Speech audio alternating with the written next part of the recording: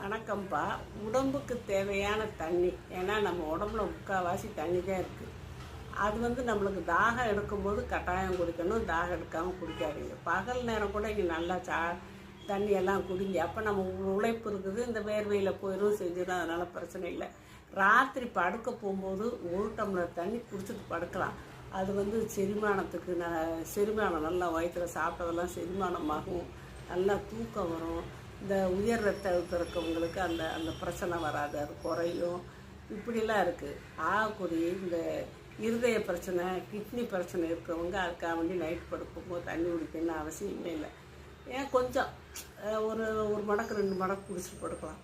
ஏன்னா அவங்களுக்கு அந்த அடிக்கடி யூரின் போக வேண்டியது வரும், ராத்திரியில் முழிக்க வேண்டியது வரும், அப்போ தூக்கம் கெடும்.